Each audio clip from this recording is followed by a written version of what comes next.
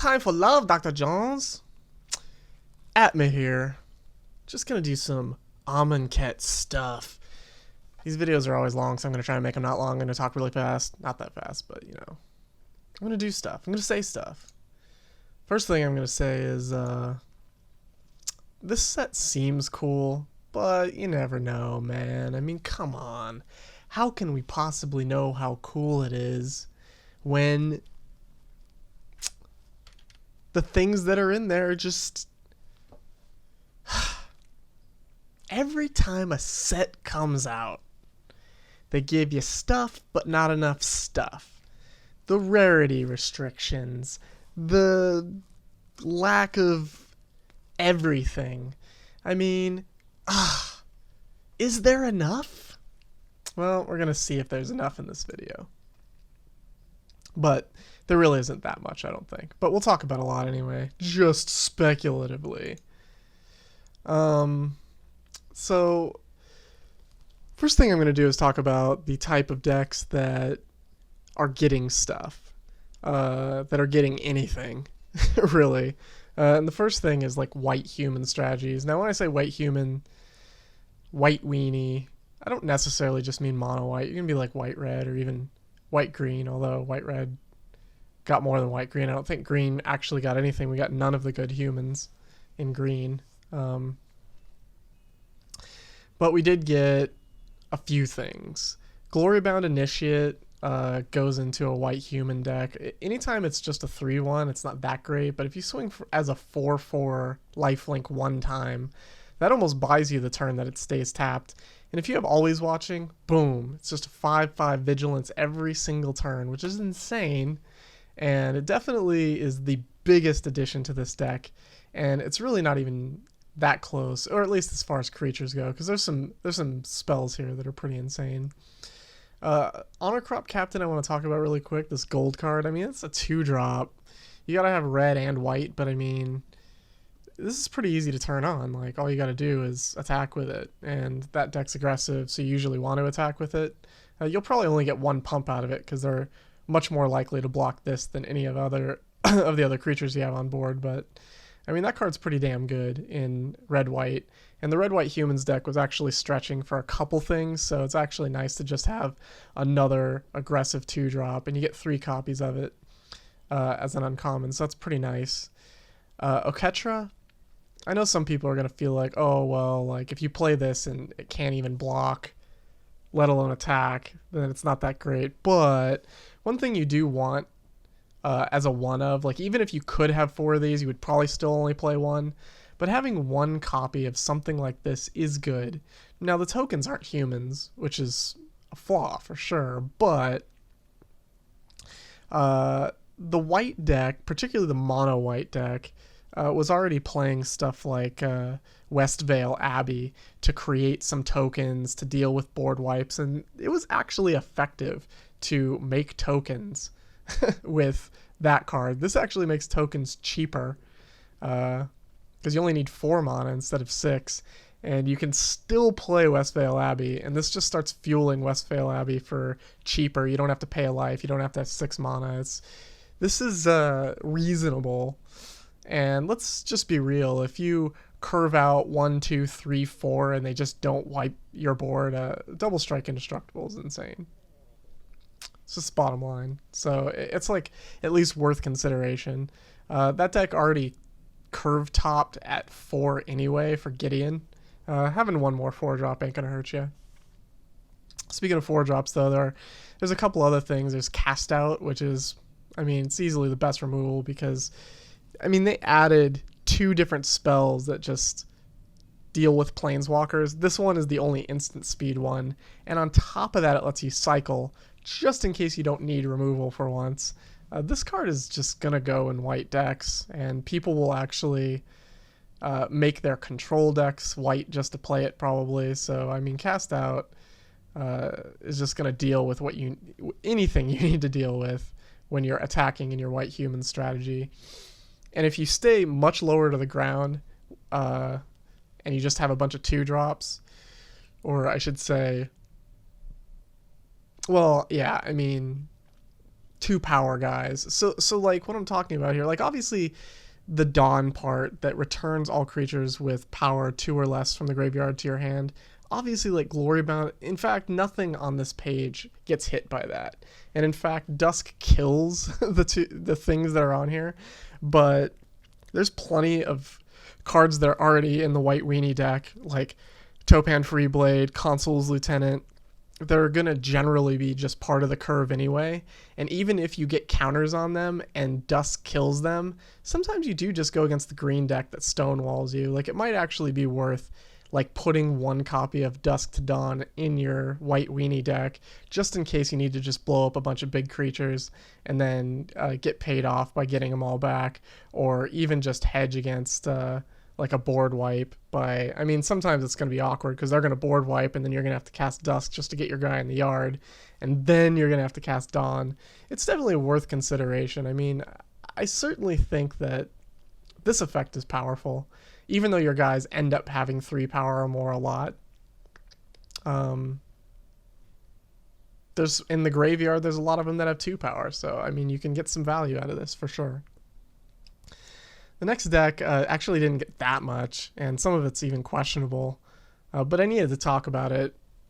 Blue-Red Prowess. Now, Blue-Red Prowess is one of the easier decks, much like White Weenie, in fact, to get. Like, if you first start playing, you get the most White Weenie cards and the most Blue-Red Prowess cards, because a lot of the cards in the Blue-Red Prowess deck are in 2 sets. One of them is Origins, which most people end up getting first, and the other one is Eldritch Moon, I think. So when you have like the pieces for newbies to get in, obviously it's exciting to add things to those decks, and really only Enigma Drake is super exciting, but Cryptic Serpent does give you like another Bedlam Reveler type effect. Usually that deck is a little more heavily on red, so having the double blue is awkward, but this is definitely worth consideration. The other weird thing about this prowess is you end up targeting your own creatures a lot. So Labyrinth Guardian seems bad because even if you target it with a spell you control, you sacrifice it. However, you are playing some pretty like mediocre cards in that deck. So playing Labyrinth Guardian is just like a nice attacker blocker on 2, and being able to embalm and get it out of the graveyard at some point later is actually pretty good in this deck. I mean, I actually think I would just run them, even though it's like complete anti-synergy with all of the pump spell stuff. Like, Labyrinth Guardian is just kind of like a really nice aggressive blue creature, but the real all-star in this is just Enigma Drake. That deck doesn't really play too many 3-drops, and the ones that are played are not flying. It's like this thing could be so immensely large in a deck that only has like 10 creatures. I mean, this might actually just be sweet.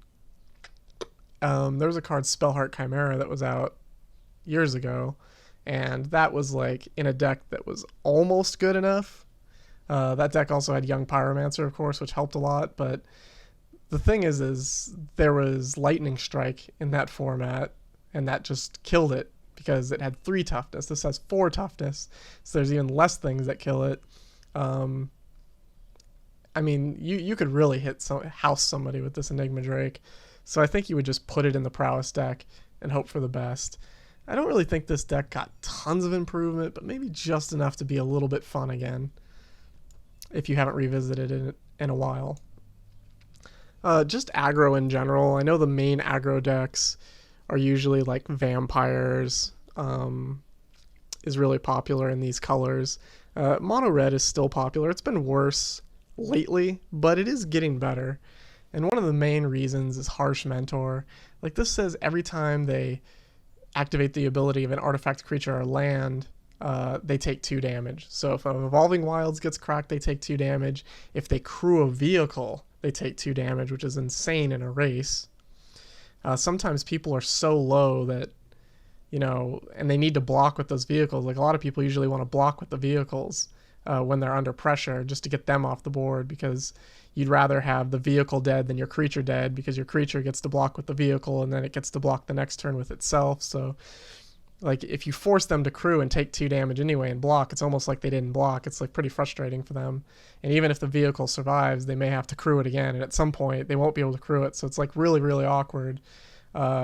Even though it's just a bear, I mean, a 2/2 for 2 is like something that gets played. This has an effect that circumstantially is busted, and particularly in an aggro race, if you have the Harsh Mentor and they don't, but you both have vehicles, they're going to take 2 damage. You know, I mean, you got a Smuggler's Copter, they got a Smuggler's Copter, they're going to take 2 damage. That's annoying.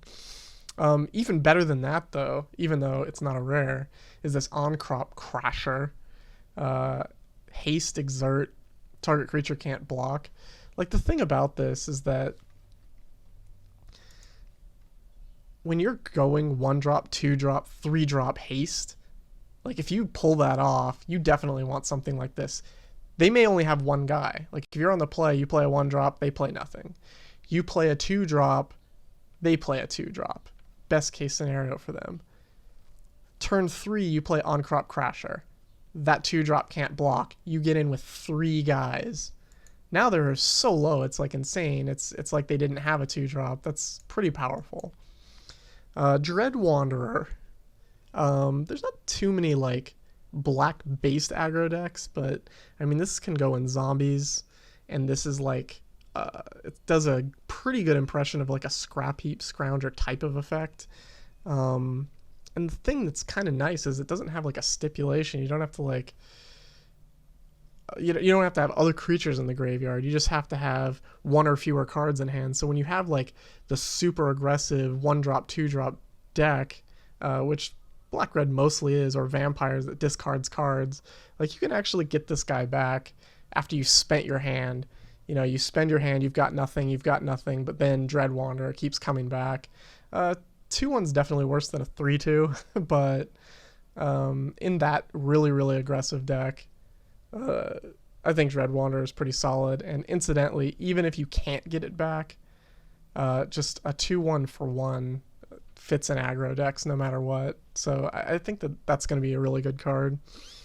I know that there will be some debate as to whether Cut to Ribbons is any good, because the cut side is sorcery and the other side is a double black sorcery that doesn't kill a creature. But I think this will actually be great, particularly in aggro, because when you, first of all, it's only 2 mana for 4 damage. That's perfectly reasonable, even for a constructed format. And usually when you're aggressive, you just want to kill something on your turn anyway. You know, I mean, there's times where obviously you would love to have it be instant, like when they crew a vehicle, but like usually they just play a guy to block, you kill it, you attack. And then you've got this thing in the graveyard. Now, granted, like black X, like how many lands are you going to have in your aggro deck on board at a given time? Well, that's a fair criticism of the backside, but you have to consider the fact that that backside is A, basically free because the front card is reasonable enough as it is, and B, I mean, sometimes you get them to like 3, they kill all of your shit, you're drawing a land, you draw a creature, they kill that, or it's you can't attack with it because they got blockers, they're getting in, you draw a land, all of a sudden, oh, now you've got 5 lands and you can do X's 3 and just finish them off. Now every land just builds up to them dying. So I think Cut to Ribbons is going to be one of those cards that doesn't seem like exceptionally busted, but everybody's going to just be annoyed and die to it. They're going to be like, oh, cut, now they got ribbons in the graveyard. So they're always worried because, oh, the aggro deck got me low, and now I'm just going to die to this fucking ribbons. And it's just a time bomb ticking. Oh, they drew a land. Shit. One more land and I'm fucked. Well, how many times do aggro decks draw a land and feel like they just leave? It's the worst. Well, now it contributes to ribbons, so it ain't so bad. Even if you top deck the cut with enough land, you can at least kill one of their guys, which might slow the clock against you enough to let you cast ribbons the next turn. Like I think it'll be solid in aggro. It's not going to be the best card. Like, you'd rather just curve out and beat them, but circumstantially, it's going to be quite solid. The biggest improved deck is a deck that hasn't really seen that much play in quite a while, or at least like super competitive play, because it's just been so boring and nothing, is the red-green stompy strategies. Now this includes like Jund creatures and stuff, and Jund was still like fine, but now it's just got like a whole bunch of stuff. First, like Glorybringer is just absurd. It's just absolutely absurd, and you know, it kills like Gideon when it comes in, and you can ramp into it and play it on 4. Like a flying 4/4 haste on 4 is nuts. Champion of Ronus, which you get 2 copies of because it's not mythic for some reason, lets you put anything on the battlefield. Like, you can just jam, you know, if you ramp into this, play a Monodork on 2, Champion of Ronus on 3, swing on 4, you just get like, you know, Ulamog, of course, is the one everybody wants, but like any giant thing for free is absurd. Prowling Serpapod gives you a little bit of play against control decks. I don't actually think Prowling Serpapod is that insane, but it is 3 mana. If it cost 4, it would have been way worse. But at 3, a 4/3 is quite insanely aggressive, because a 3/3 for 3 is already playable. So obviously a 4/3 that does stuff is super playable, especially in this particular deck, this creature-based beatdown. And of course, if you have creature-based beatdown, Ronus the Indomitable, which is clearly the best and easiest god to turn on, can't attack or block unless you control a creature with 4 power or greater. Well, I mean, it just pumps guys, +2/+0, and gives them trample, and turns itself on, so you can just, you know, make your Champion of Ronus a 5/3 and attack with, you know, 10 power, and 5 of it is trample, and 5 of it is death touch indestructible, and put a creature on the battlefield. Like, seems good. Seems good. I don't know about you, but pretty sure that Ronus the Indomitable 5/5 death touch indestructible for 3 with an ability probably sees play in every single green creature deck ever. Samut Voice of Dissent. If this didn't have Flash, I wouldn't be quite as excited, but Flash Double Strike Vigilance Haste, I mean, it's got an ability that costs white, but who cares? You don't even ever have to use that ability. I wouldn't, you don't, it's not even that great. Everything else is great. Other creatures you control have haste. Seems nice. You only get 1 of those, but that's fine. It costs 5 mana. You know, it can take the 3rd Glorybringer spot in your red-green deck. The other thing I want to talk about here is this Mouth Feed card. It creates a 3/3 for 3. That's okay. Vanilla 3/3 for 3 is okay. But in the deck that just has 3 power creatures or greater, for 4 mana it says draw a card for each creature you control with power 3 or greater. It's a pretty nice addition to just a curve filler. I wouldn't run like 4 of these, but the fact that it's rare and you can only have 2, that sounds about right. So I think that would see play. The last thing is, and this is kind of more from mono green, but it doesn't have to be, but Ronus's Monument, it's the only playable monument. The other ones do stuff that's not bad, but this is the only one that makes sense because green has like expensive creatures, so this acts as like a ramp spell for them. It says whenever you cast a creature spell, target creature you control gets +2/+2 and gains trample until end of turn. Well, that seems pretty nice for like your Gaia's Revenges that keep getting chump blocked, which is why they don't see play anymore. You can play Gaia's Revenge for 6, which is pretty nice, and then you start being able to give it trample and +2/+2. It sounds good. So I think that Ronus's Monument, particularly in like mono green, you know, decks where you're just playing the stupid hexproof gigantic shit, seems like a pretty good deal. I don't really like playing that deck, but I've lost to it, and I think it's fine. So this deck has a whole bunch of tools. You can just tell, like I put 7 things on here, and there's actually more. There's actually more things that are pretty reasonable. There's a red-green 3/3 for 3. That's pretty good. So, this deck's going to make a comeback. Just beat down. Boring old beat down. But it's going to be huge. There's a couple pieces of control that catch my eye. Gideon of the Trials is definitely more of a control card than anything, because it doesn't.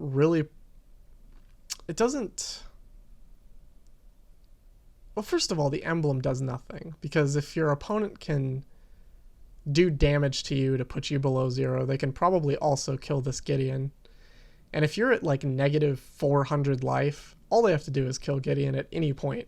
Any Gideon at any point, and you just lose.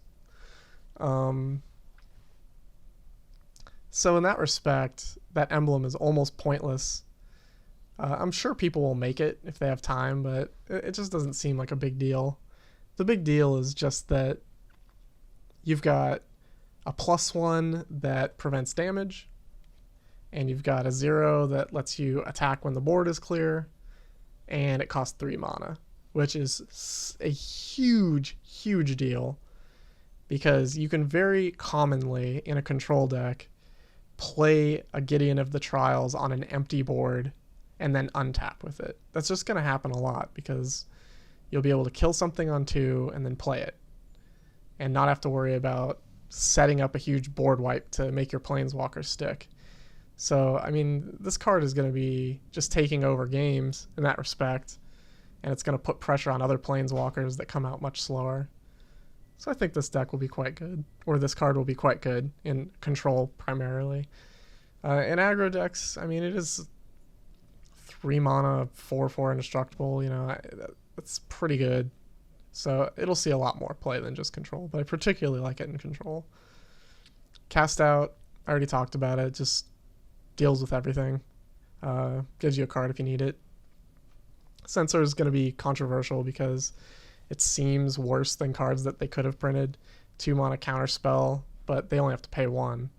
But the thing is if that's all it said, probably wouldn't play it. Probably not good enough, even though it fits in the curve nicely. But this does say cycling, and cycling I'll talk more extensively about later. Basically anything with cycling is playable, because it makes cards that are not exciting or corner cases or 50-50 whether they're good or not.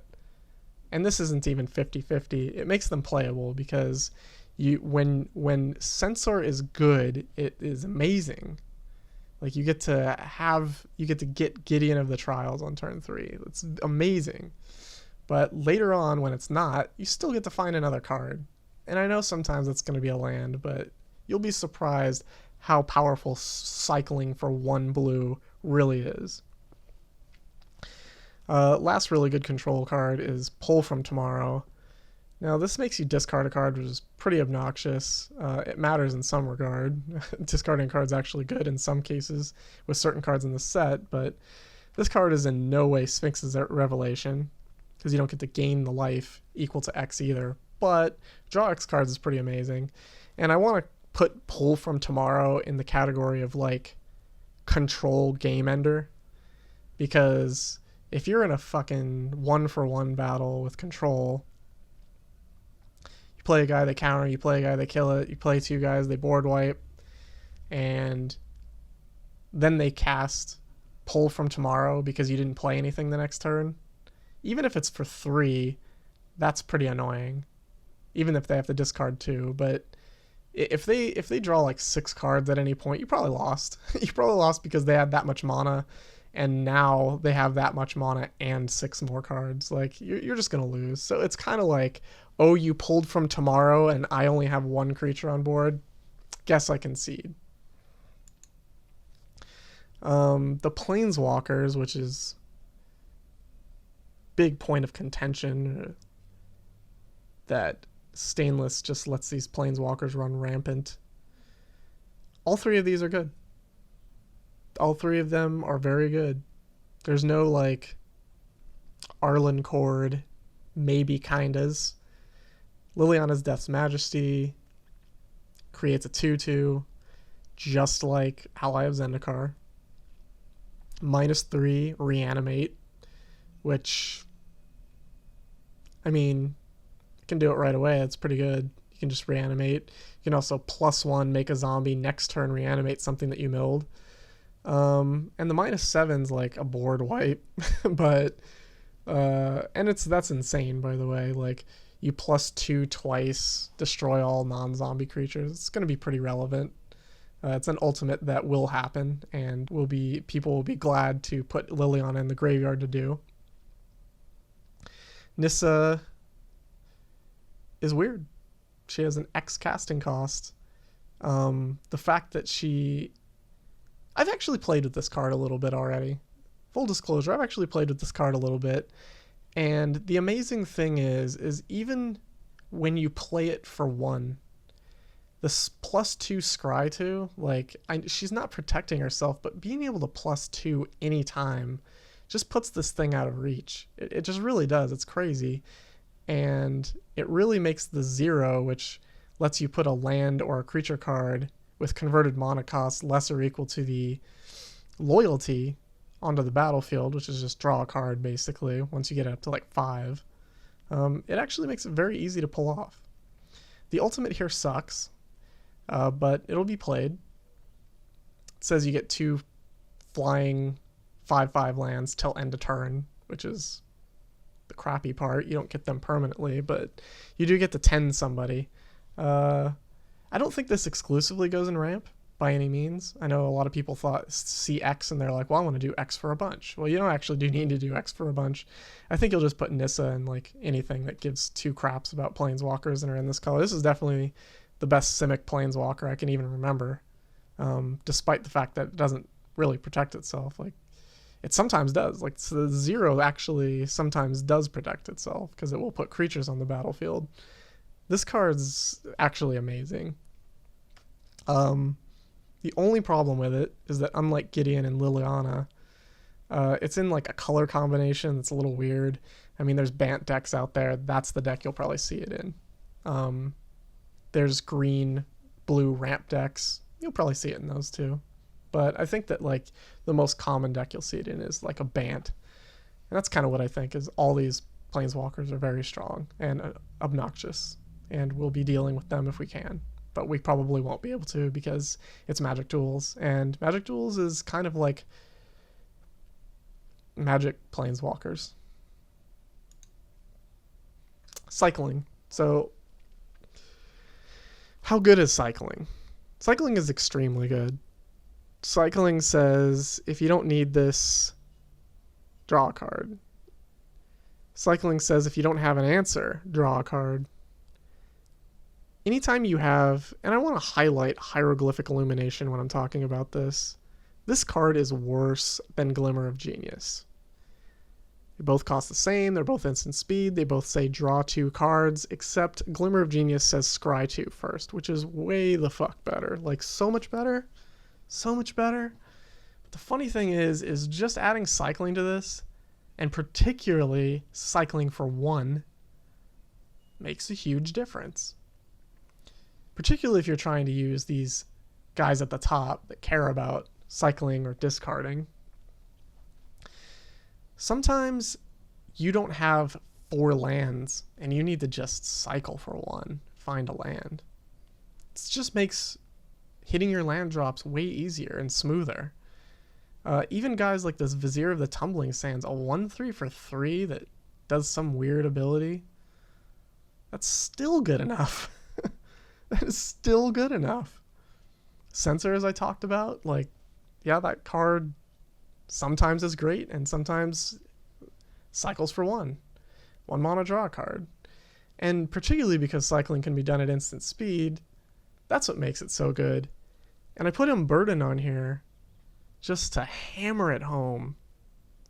Cycling even makes a card like Mind Rot worth it.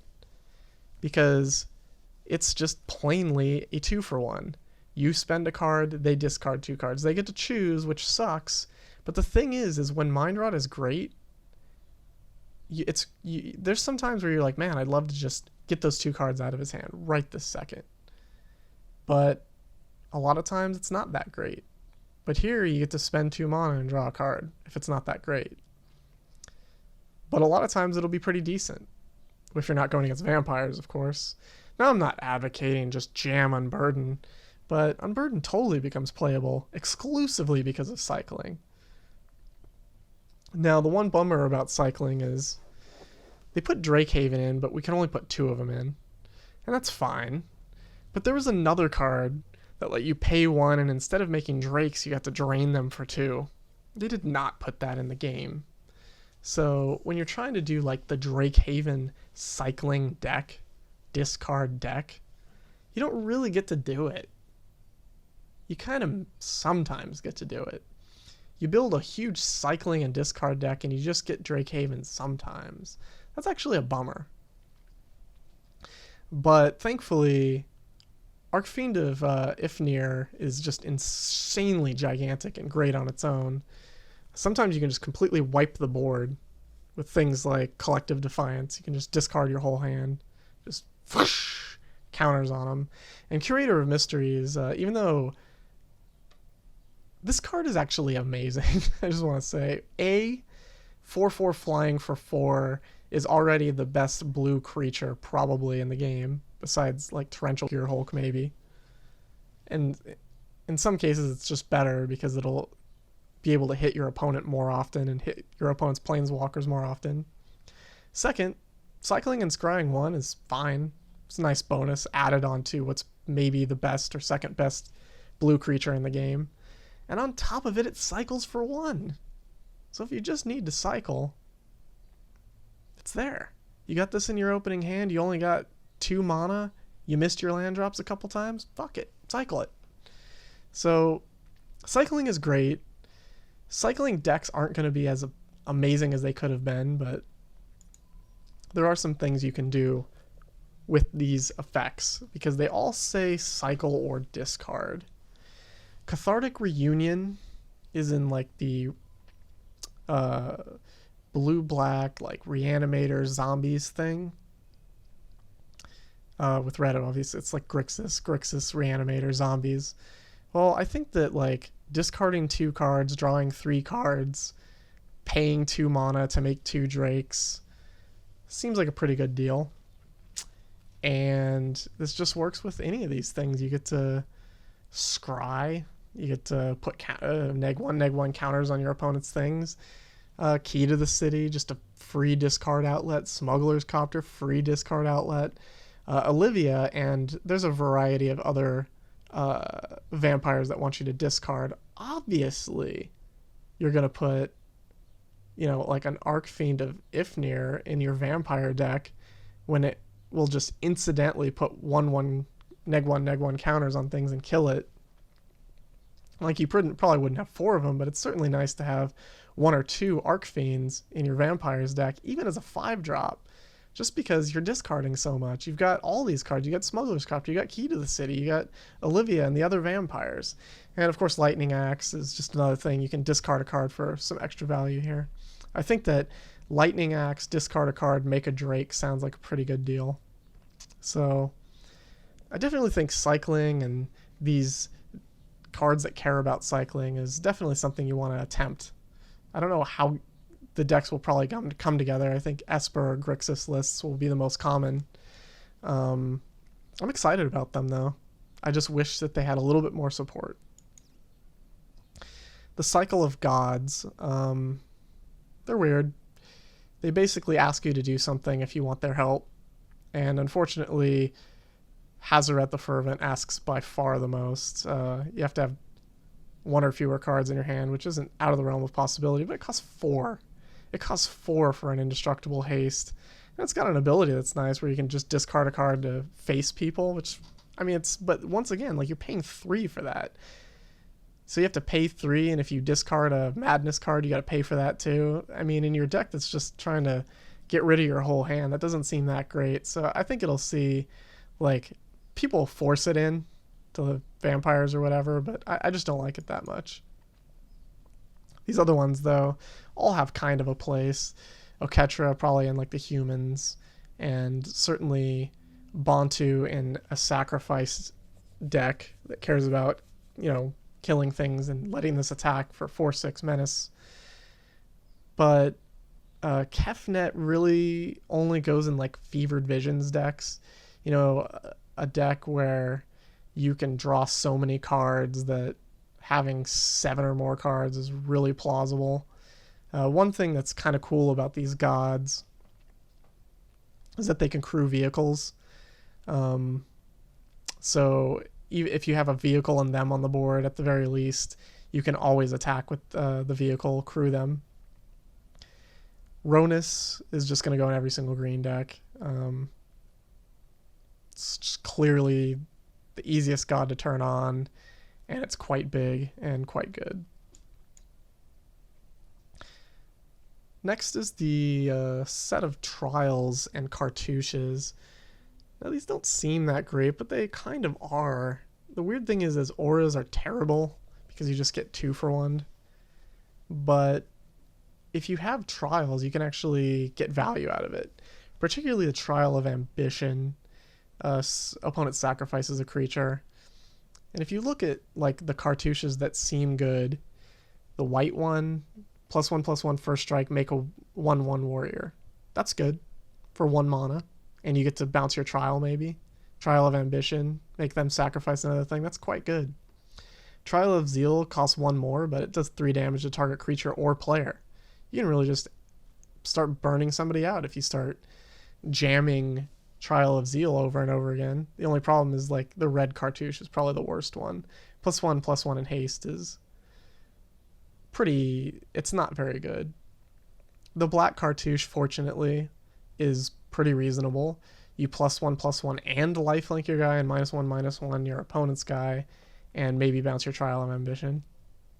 I think Trial of Solidarity will find a home in tokens, but it's not that good. Like the sorcery speed +2/+1 vigilance certainly is not that great. It's okay. It's okay. I will definitely try and make that work, but I do not think it's really all that great. And I don't think putting auras on like the token strategies is all that great, but you can certainly play Trial of Solidarity and Cartouche of Solidarity because it's making tokens in your token strategy.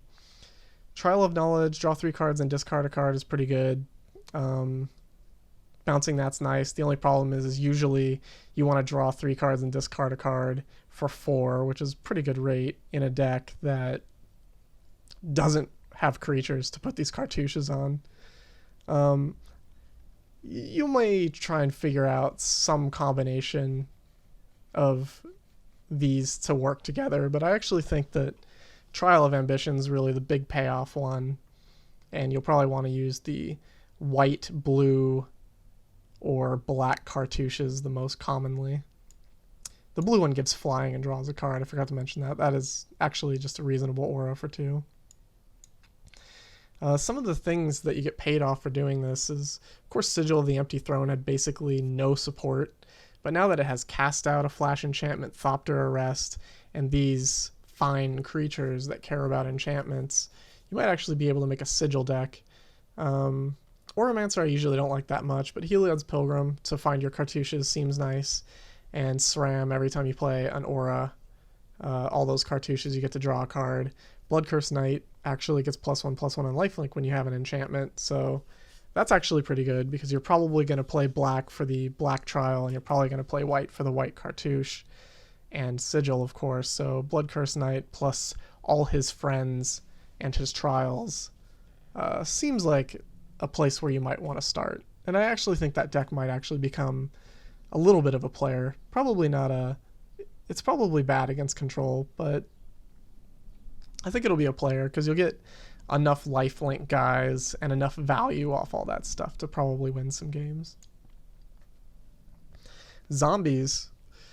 The real question is it worth having white zombies? Well, all we got is these 4 guys really that are worth a damn in white. Wayward Servant's a pretty big payoff. Whenever a zombie enters the battlefield under control, you drain them for 1. That's quite excellent. Particularly if you have a Liliana emblem. Not that you would lose having a Liliana emblem anyway, but Liliana emblem just making zombies and draining you would be pretty insane. Binding Mummy enters the battlefield. You can tap an artifact or creature. That's good. It's a 2-drop. Like, you would just play that anyway. Those who serve as a 2/4 vanilla, but it costs 3. Like, it's pretty good. This is definitely the worst zombie, but it's far from the worst zombie. Or at least on this page. It's actually pretty good. A 2/4 for 3 is pretty good. And Time to Reflect is a little weird. Exile target creature that's blocked or was blocked by a zombie this turn. Well, if everything you have is a zombie, that says 1 mana exile, and it can exile Gideon that attacks. So I would be that's a pretty big payoff. I think that Wayward Servant and Time to Reflect, and even Binding Mummy to a lesser extent, is all pretty good payoffs for trying to get white into your blue-black zombies deck. But there certainly was a bunch of good payoffs in black for zombies, including a Lord and a Lordy enchantment. There's 2 things that give zombies +1/+1, which is insane. Dread Wanderer I don't think is actually going to be that great in this particular deck, but you'll probably run it anyway. Plague Belcher is actually good because you can drain them just by having your zombies die. You can even kill your own zombie and just get a 5/4 for 3, which is absurd. And actually, Miasmic Zombie seems pretty decent too.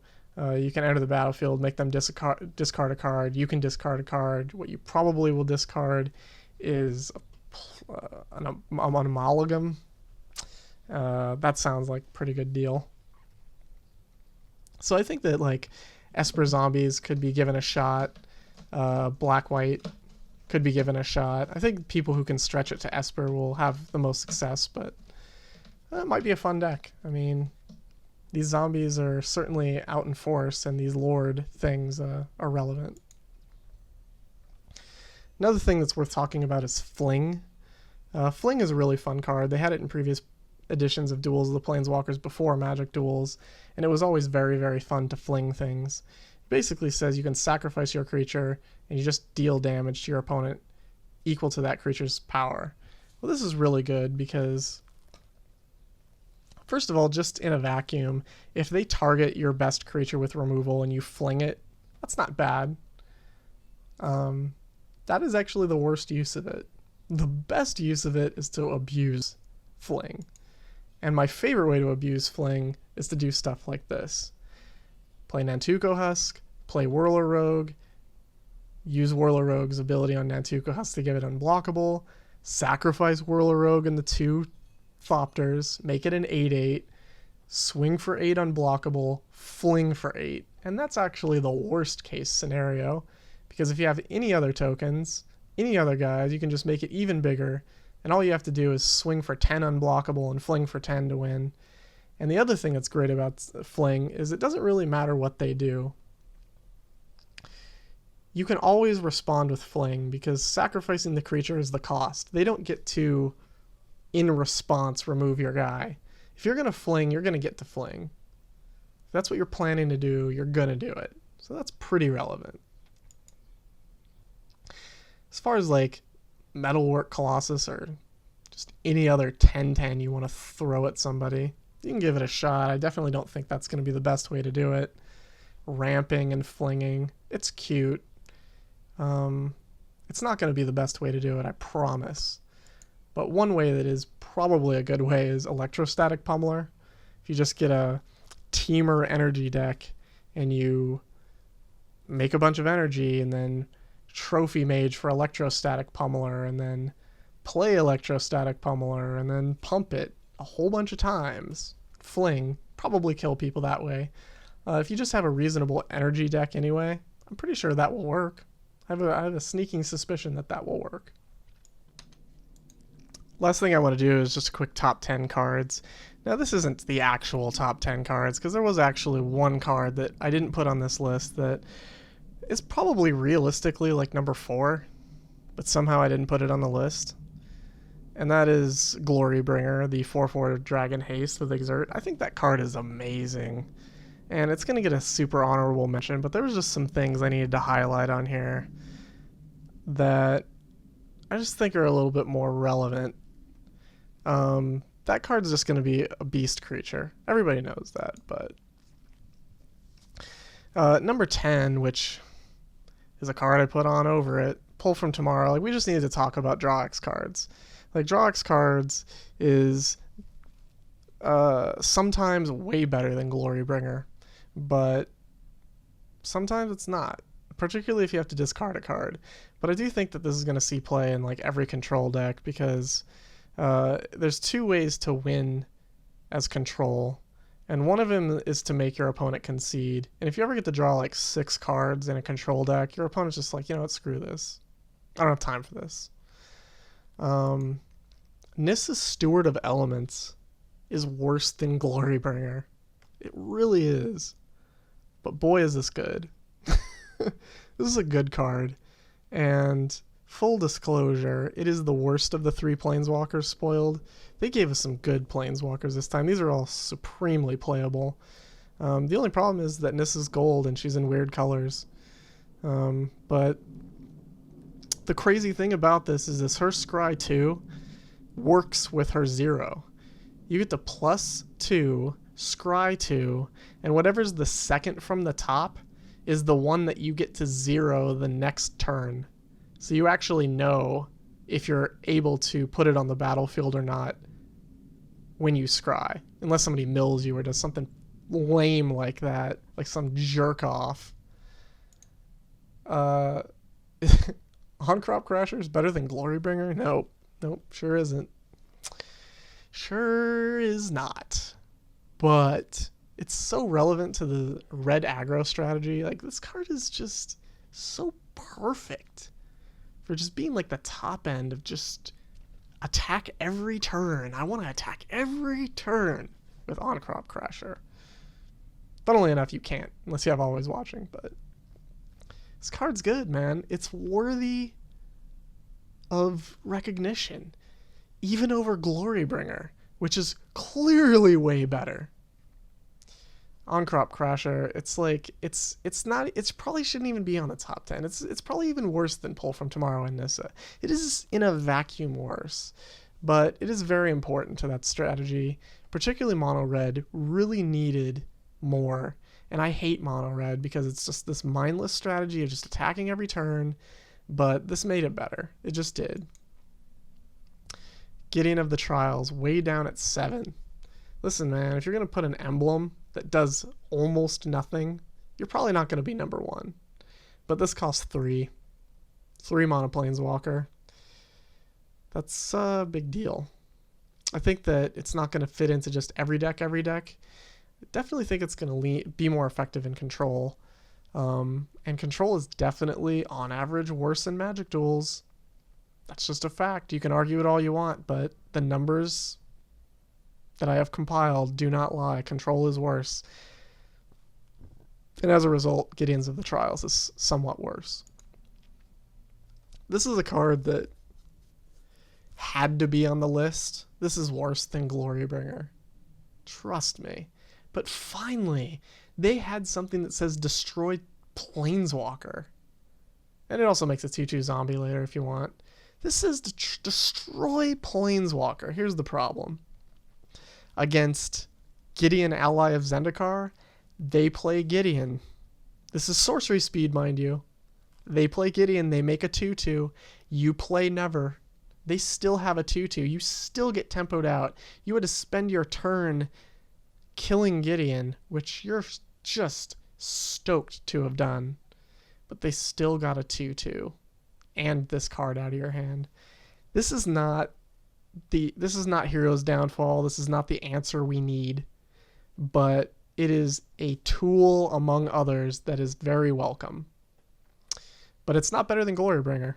It kills Glorybringer, but it's not better than Glorybringer, because Glorybringer also kills Gideon and also can kill that token and also can take a removal spell out of your opponent's hand since they have to kill the Glorybringer. It's not better than Glorybringer, but this is a card worth mention. Glory-bound Initiate. This ain't better than Glorybringer, but it might be. Glorybringer does 4 haste on turn 5. This thing is a 4/4 on 3, swinging, lifelink. This is actually an amazing card, and it just goes into all the decks that care about always watching mono white humans. This is absurd. This is absurd. You can have a 5/5 vigilance lifelink on the attack in an aggressive deck every turn with always watching. Get out of town. Maybe this is better than Glorybringer. This is kind of like the Glorybringer tipping point right here. Liliana's Death's Majesty protects herself, makes a 2/2, fills your graveyard if you give two shits about that, reanimates, board wipes. This is a good card. This does basically everything you could ever want. The only problem is you need to have some creatures for the -3 to matter. But if you play control, all you really need to do is +1 and -7 to be happy, but you really probably would like to -3 also. So I'm thinking like a green-black delirium-ish type deck seems the best here. But you could also just like +1 and put spells in the graveyard for your Torrential Gearhulk or something. I mean, I think this card's solid. It does a lot of high quality things, and it has a pretty high amount of loyalty too. +1 goes to 6. That's pretty hard to kill. Number 3 is Fling, which requires you to build around it. I don't think you just put Fling in any old deck, even a ramp deck. Even if you're thinking, I'm just going to ramp to big things and I'll fling them maybe.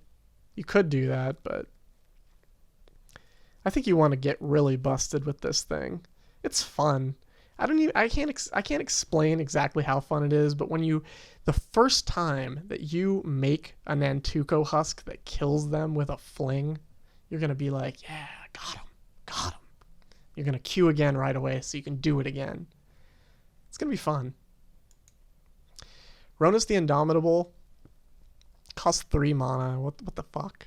Come on, man. Come on. 3? Every green deck with creatures. I can't imagine a green deck that doesn't have creatures, but this goes in every green deck. Every single green deck. All of them. Except maybe Temur Emerge. Maybe not there.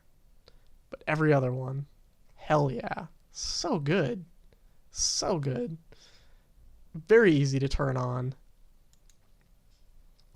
Last one is, if Never to Return was great, it would be Cast Out. This is 4 mana, but it says Flash, deal with anything. And it also says 1 mana, draw a card. I'm actually shrugging it right now. You can't see me, I'm shrugging. I'm just like, sure. This is what we needed. We needed something that dealt with all these good planeswalkers. We needed something that was instant speed. And this is even weirdly better, although circumstantially worse, because it's an enchantment that can be destroyed by Reclamation Sage. This is circumstantially better if you actually care about enchantments. And some decks might actually care about enchantments now. You might have a Sigil of the Empty Throne on there, make a 4/4 Angel, and exile your Planeswalker. Now my Angel hits you. This card's good. I can't imagine somebody not playing this. This will go in control. This will go in aggressive decks. This will go in mid-range. If they ever had a combo deck, if it had white, it would play this. People will force white into their decks to play this. Grixis control is like, man, Never sucks compared to Cast Out. Never isn't even as good as Glorybringer. It's not even as good as Glorybringer. Why can't we have Cast Out? Fuck it, I'm going 4 color. Grixis plus white. Cast Out, best card in the set. And better than Glorybringer, which is very important. Because not all of the cards in the top 10 are. Amazingly. Anyway, that's my opinion, man. That's my opinion on this cabbage. I hope you enjoy losing to vehicles and planeswalkers for another 3 months. I know I will.